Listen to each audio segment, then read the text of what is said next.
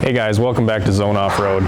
Today we're going to be installing a 3-inch kit on our 2021 GMC 2500 AT4. Alright, now that we've got our wheels off and the truck up in the air, our first step is going to be taking out your torsion key bolts. Before you take those out, you want to get a measurement of how many threads are out right now. Later on, after the lift is on, you're going to set this back to that measurement again.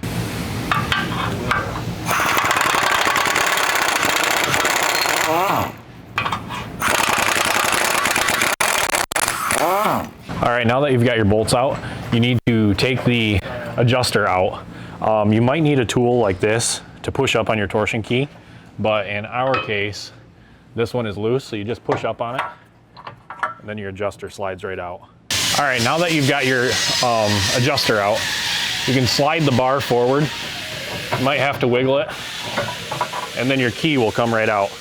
If you're doing this on an older vehicle, it might be rusted in here, and you might have to hammer on the back side of it. There's access hole right here where you can get to it. All right, your next step is you're gonna remove your factory skid plates. That is a 15mm socket.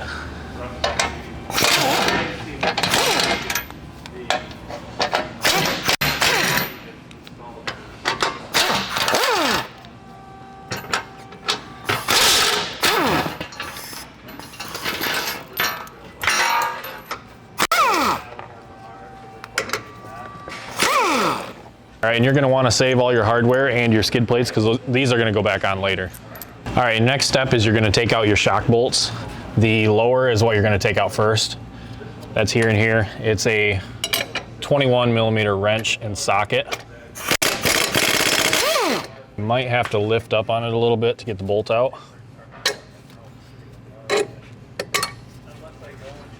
All right, the next step, you're gonna use a 21mm ratcheting wrench and take off the nuts on top of the shock. All right, now you can remove your shock and make sure to retain the factory nuts and the lower bolt because those are gonna be reused on your new shocks. All right, now that you've got your shock out, the next step is gonna be taking the nut off your upper control arm. That is an 18mm wrench that I'm using. I'll leave the nut on there just a little ways, but once you have some space in here, take a hammer and just tap on the knuckle. And then it'll pop up like that. And then push down on the arm with a pry bar, and you can take your nut the rest of the way off. Once you get your upper control arm disconnected from the knuckle, you'll notice the brake line's a little tight. So you'll need a 10mm socket and take this bolt out here. And there's another one on the back side here.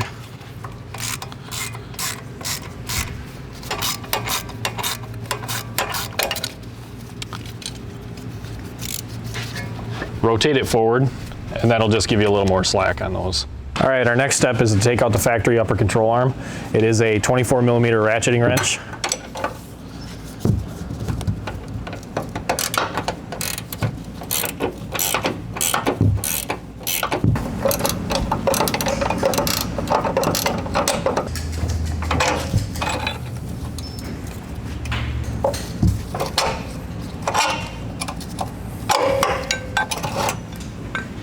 All right, now that you've got your arm out, you'll notice the cam stayed on this side.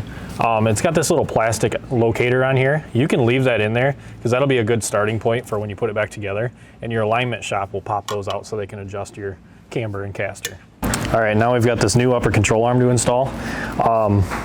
One of the main reasons we have a new control arm is there's more angle on this ball joint than the factory one, and as you can see, it's a lot bigger and stronger.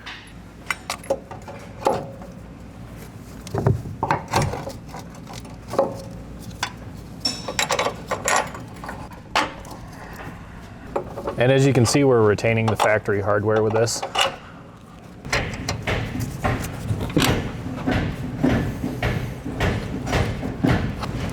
And you're gonna get these nuts almost all the way tight, but leave it so you can move your control arm up and down. We'll tighten those once it's on the ground. All right, now that we've got our bolts snugged up, we can install the control arm back into our knuckle. And it does come with a new washer and nut.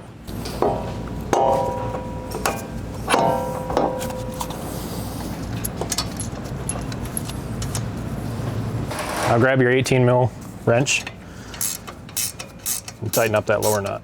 And after you get your nut tightened, don't forget your cotter key.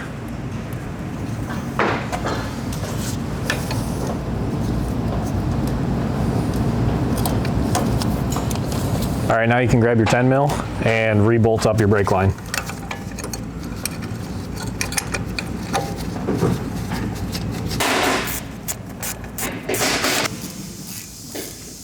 All right, now when you're right here, I like to grease it before you forget.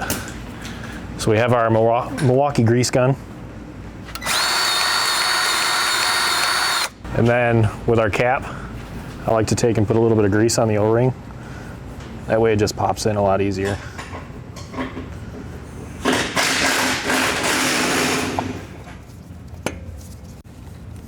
All right, next we're going to install the new zone shock.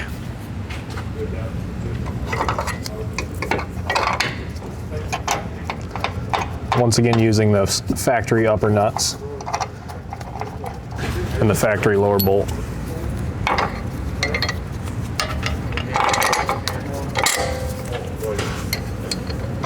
All right, now grab your 21 ratcheting wrench again and tighten these upper nuts. Right, and then the lower bolt and nut you're going to leave loose until you get it on the ground. If you noticed, our bump stops were removed. You don't have to remove them for this kit. We're installing different kits on this truck, so we just had them removed. So just make sure you leave them in. All right, so now we're going to do our diff drop. We supply you with new hardware, and then we have these spacers. The thinner spacer goes to the rear of the truck. The thicker one goes to the front, and there's two different length bolts. The longer one goes to the front with that thicker spacer. You're going to need your 21 on the top and bottom. And with this diesel, it's got a couple lines here, so it's kind of hard to fish through. You just get your ratchet and your socket up into that pocket.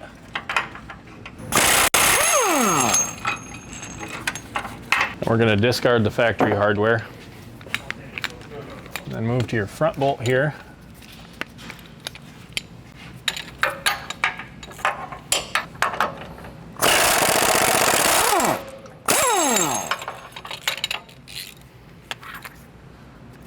So now we can put in the new spacer, and that goes in between that diff bracket and the frame.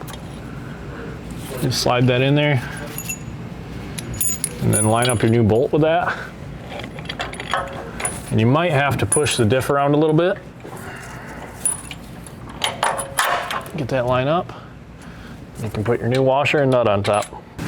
Same back here, spacer goes in between. Line up your bolt. This one might be a little more difficult to get that nut started in that pocket. All right, and you need your 21 again, and then a 22 on top. Same for the rear. And then you just repeat the same steps for the driver's side, and your diff drop is done. Our next step is to take out the bolts for our sway bar, so that way we can put our sway bar drops in. It is a 10 millimeter socket.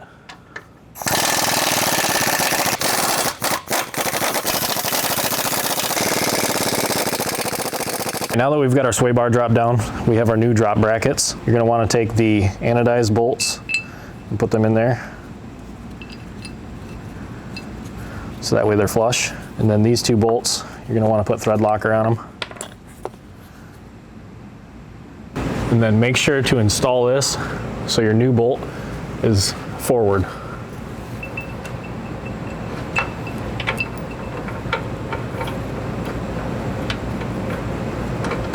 And that's a 17 millimeter socket. You can tighten up these two.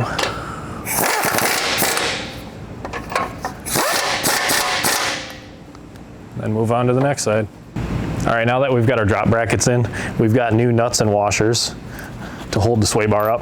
That is a 14 millimeter socket.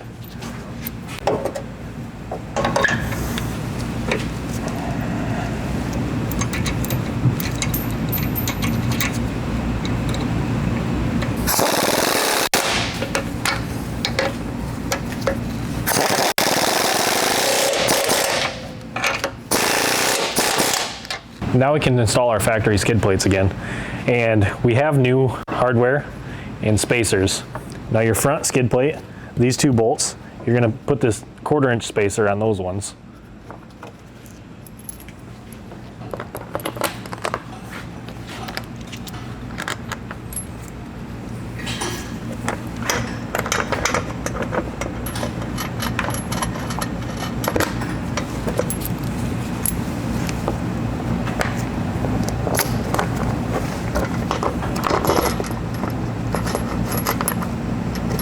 Now with our next skid plate, it has these factory bolts still in it with these little retainers.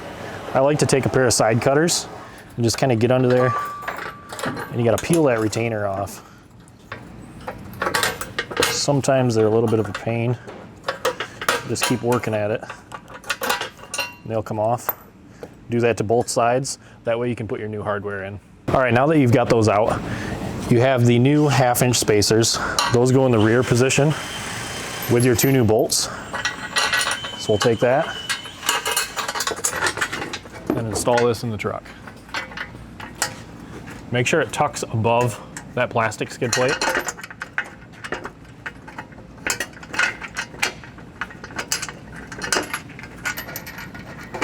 After you get these 2 started, it'll kind of hold itself there. Then you can grab your other ones. You've got these 1/4-inch spacers once again. You just tuck this together. Get your bolt started in between the 2, and then put that spacer in there.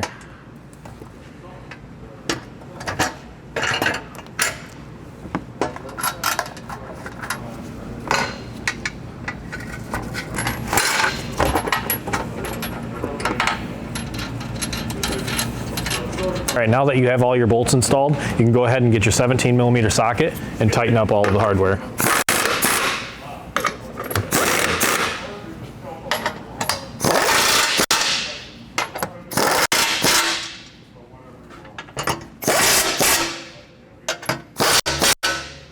All right, now we're gonna get our torsion keys ready to go in.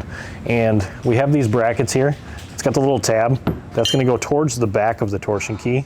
And on some of these, this seam here where the flashing is, you might have to grind that down just a little bit, and then you tap these brackets on.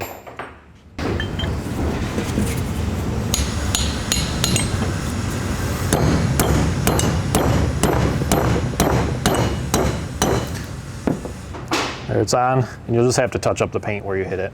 This one went on pretty good. This one we're going to clean up a little bit.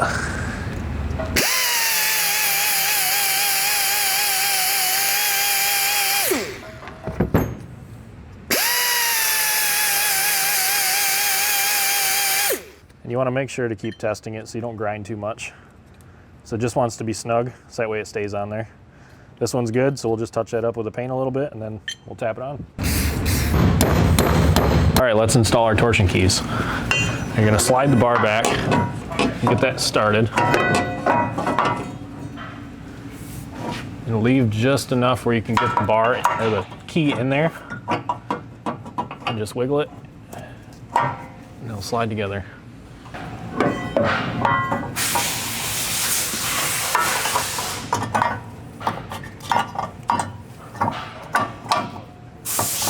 Now we're going to use the tool we talked about earlier on these torsion keys here. You'll see it goes into that little indent. And then just run that up with the impact. All right, and then once you've got that up past this slot, then you can take the tool off and put your bolt back in.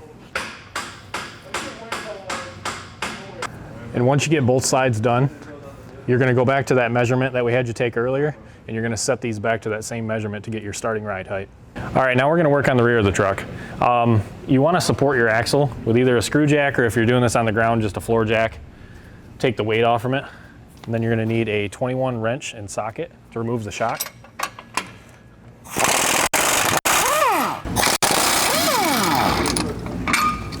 All right, now we're going to retain the factory hardware, but we're going to throw out the old shocks. Now that we have our lower bolts out, you can take the upper bolt out of your shock. It's kind of hard to get around the exhaust here with an impact.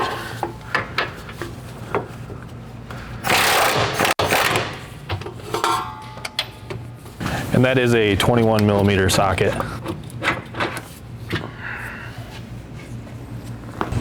All right, now that we got our shocks out of the way, we're going to start on the passenger side by taking off our U-bolts. Make sure your jack has some pressure underneath of it. This is a 27mm socket. Now you can remove your U-bolts. Yep, discard them. We have new U-bolts. And then lower it down. And while you're lowering it, make sure to check your lines and everything. Make sure they're not getting too tight when you lower it down. You don't have to go too far, just enough where you can get your new block in there. And now we can install our new block. Just line it up with your pin there and raise it back up. Your pin will line up with that hole. You might have to push in on the leaf spring a little bit to get it to line up. Might help if you put just a little bit of pressure on it. You just raise it up into place, then you can grab your new U-bolts. And it's always a good idea to replace your U-bolts every time you take it apart, because when you tighten these down, they stretch a little bit, and over time, if you retighten them a couple times, they'll fatigue and they could break. And just make sure they sit into this little cup here. And then you have your new nuts. And these U-bolts are extended to take up the clearance there. All right, now we have an 1 1/8" socket, and we can tighten up our U-bolts.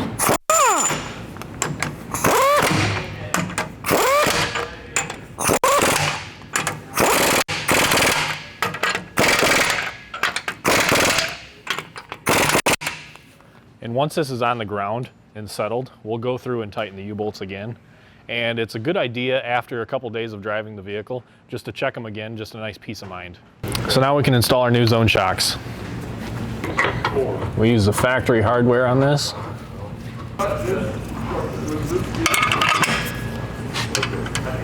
So now you can grab your 21 wrench and your 21 socket and just snug them up.